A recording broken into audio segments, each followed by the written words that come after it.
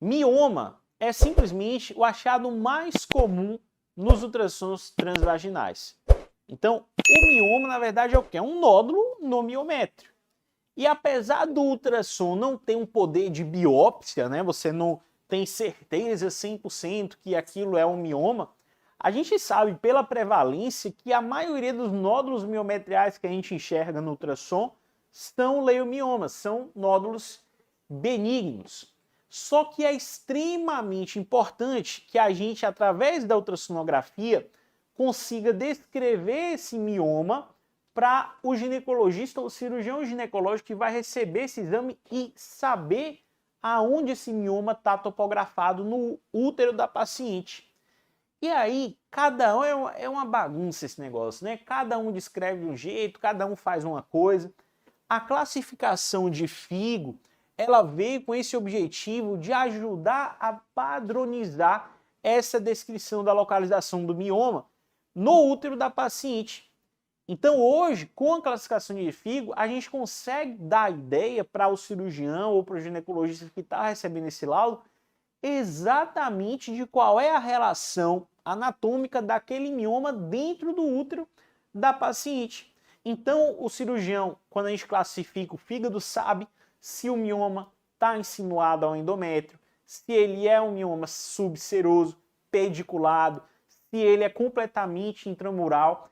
Isso é extremamente importante, isso padroniza o laudo, melhora a nossa comunicação e o nosso papel enquanto médicos ultrassonografistas é ser o mais claro possível no nosso laudo, e a classificação de FIGO, né? Fígado não é, FIGO, ela vai ajudar com isso. Olha só, eu digo para vocês aqui com toda tranquilidade que nos próximos anos, quem não colocar FIGO no laudo do transvaginal vai ser como se hoje você não colocasse um BIRADS no laudo de mama ou TIRADS no laudo de tireoide. É um erro grosseiro, não exatamente um erro, mas uma falta grosseira, tá?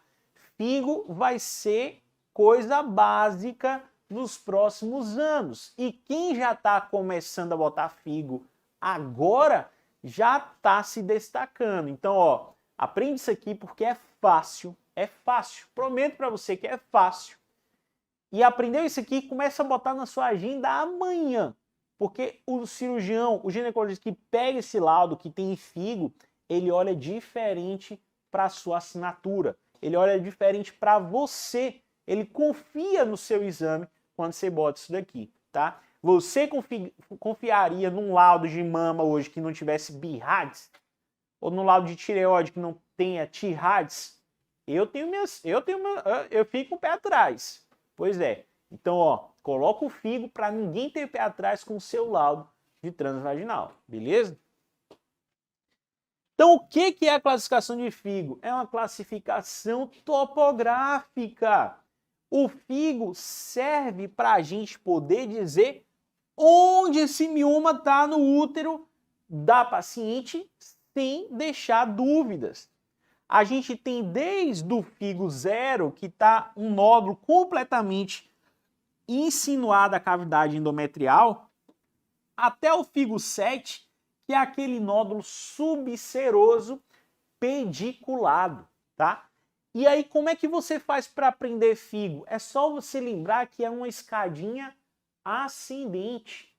Ou seja, o FIGO 0 é aquele que está completamente insinuado na cavidade endometrial. Você não vê um contato dele com o miométrio, é um mioma pediculado para dentro da cavidade endometrial. O FIGO 1 é o próximo passo na escada. Ele não é tão para dentro assim, ele ainda tem alguma relação com o miométrio. Porém, ele é mais de 50% insinuado ao endométrio. Em outras palavras, trocando em miúdos, o FIGO 1 é menos de 50% intramural. Então, FIGO 0 é completamente endométrio, cavidade endometrial. FIGO 1, a maioria está lá na cavidade endometrial, mas ele tem uma relaçãozinha aqui, ó, com o miométrio. O FIGO 2 já é o próximo passo da escada. Ele até tem contato com a cavidade, mas é um contato menor. É menos de 50% que está no endométrio. A maioria dele está no miométrio, beleza?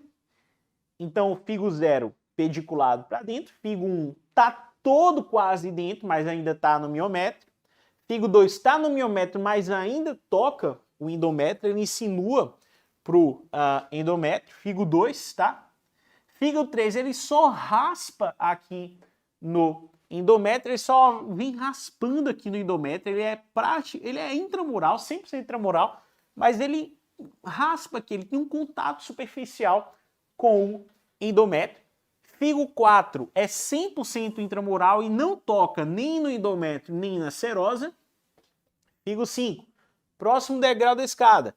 Ele é predominantemente intramural, mas ele toca na serosa, né? Ele tem um pequeno componente dele subseroso. Figo 6, a maior porção dele é subseroso. E figo 7 é pediculado, subseroso, pediculado. Perceba, é uma escadinha. Quando você começar a aplicar figo nos seus laudos, no primeiro dia você vai ter que olhar essa imagem, no segundo dia você vai ter que olhar essa imagem, no terceiro dia você já gravou que figo 0 é todo para dentro, figo 1 a maioria para dentro, figo 7 é todo para fora, figo 6 é a maioria para fora. E aí, do figo 2 até o figo 5, é só ir subindo e descendo a escadinha. Mas lembra de uma coisa, é muito comum a gente ter no útero aqueles miomas que são muito grandes, que vão de um lado até o outro.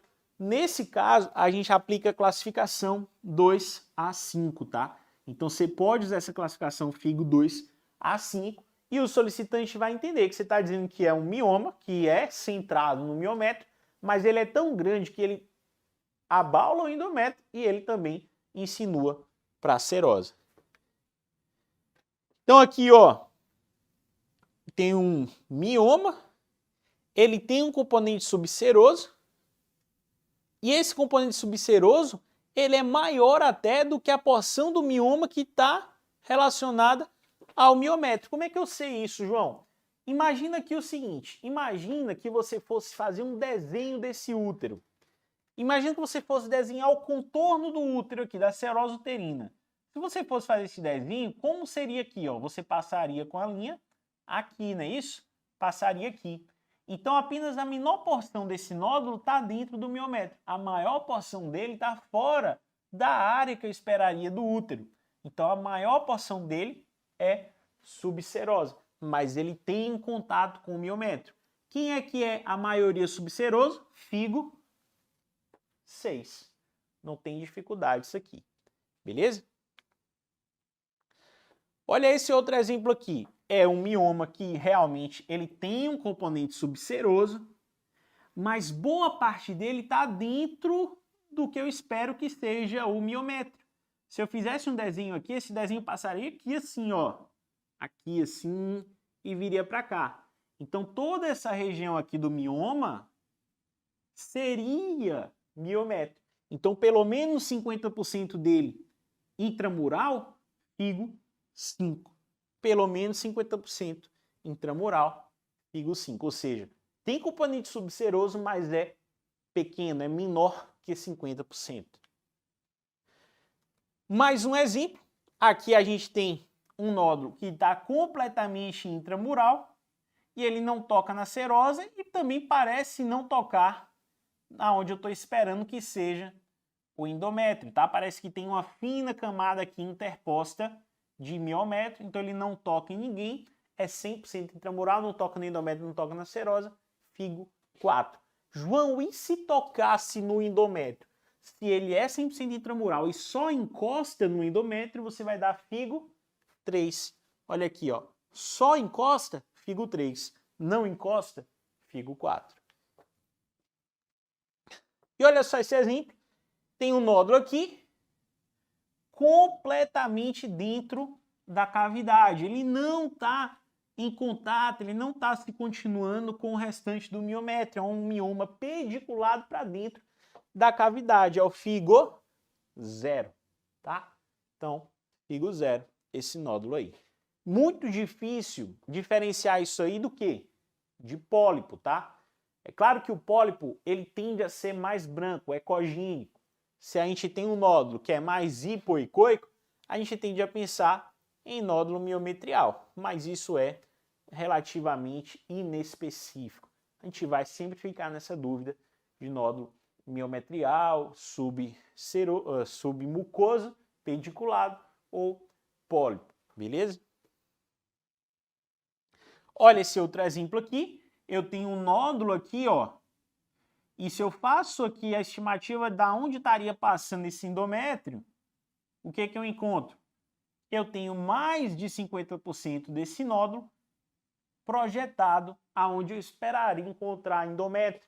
Então eu tenho figo 1, beleza? 0 todo dentro, 1 a maioria dentro.